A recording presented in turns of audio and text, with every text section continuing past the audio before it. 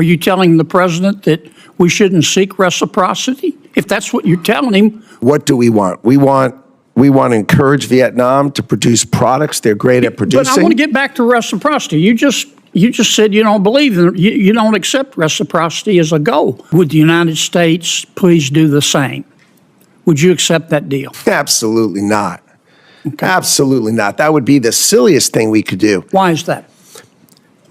We're going to remove all tariffs and all trade barriers. Are you advising the president that trade deficits are always bad in every situation?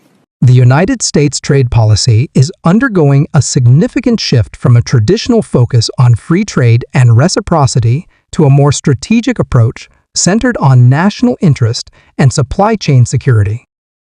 This change was evident in a recent Senate hearing where a senior United States official rejected a hypothetical fully reciprocal trade deal with Vietnam, citing concerns over trade imbalances and indirect imports from China. We'll see if I was right.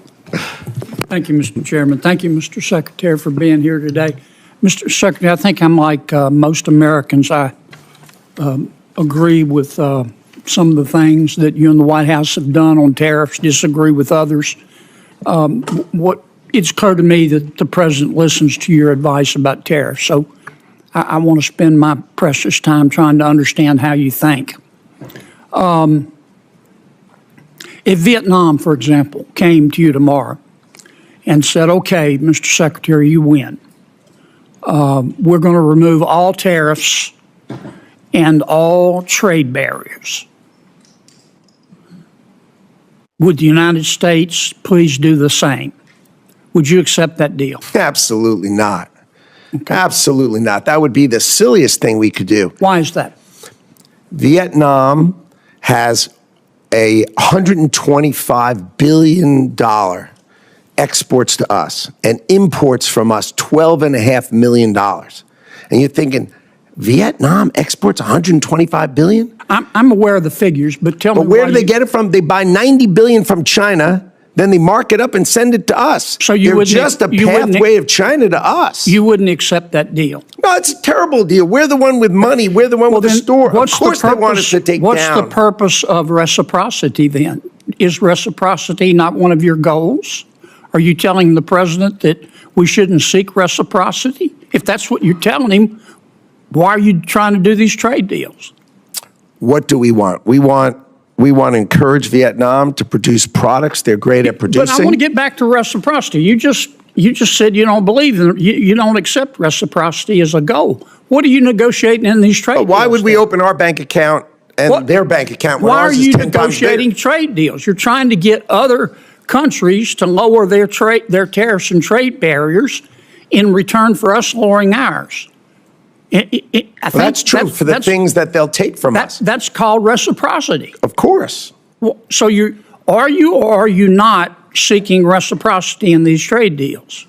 We are absolutely seeking reciprocity with respect to things that can be reciprocal. But you just said, but when they're importing from China and sending it to us, they're not. You just said that if a country came to you and offered you the ultimate reciprocity, no tariffs, no trade barriers, in return for us doing the same, you would reject that.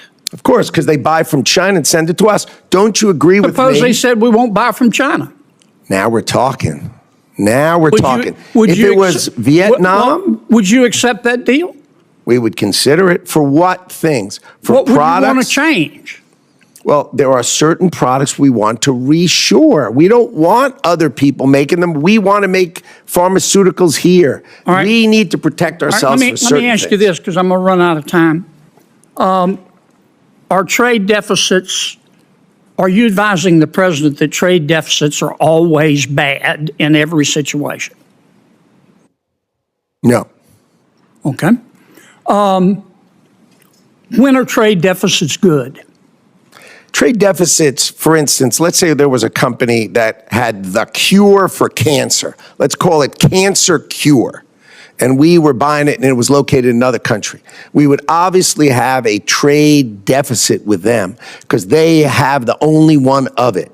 An example, our technology companies, our great technology companies, we're the only ones So with a trade deficit is okay if they're products we really need.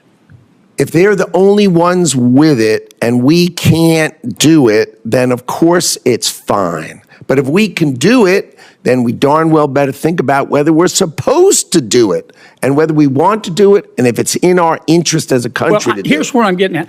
I've heard you say that strike that. I want to I'm running out of time. I want to come back to another subject. Tell me your understanding of the Trade Expansion Act.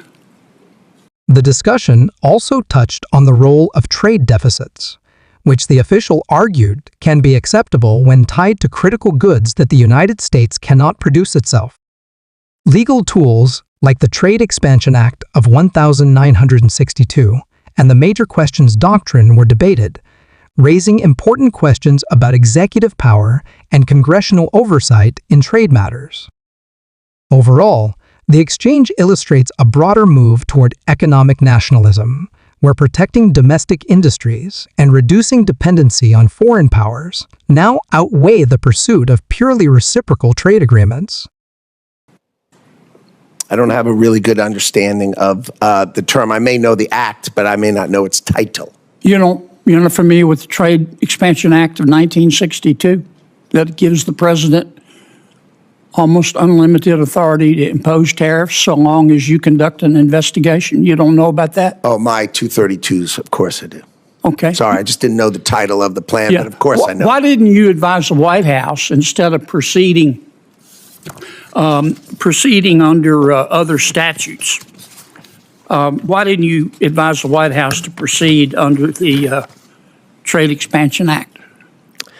The president chose IEEPA because he could do it swiftly and he could do it sweeping in order to address the underlying problems that had created the $1.2 trillion trade deficit that was haunting the United States of America. Have you read the opinion in VOS selections, VUS? I have. What role does the Major Questions Doctrine play in that decision? I am not a lawyer, so I can't speak to it with that kind of precision. That's a litigation that's under current investigation. Are you familiar with the Major Questions Doctrine? Not offhand, but I did, of course, read the decision. Well, about 3/4 of the opinion is on the Major Questions Doctrine.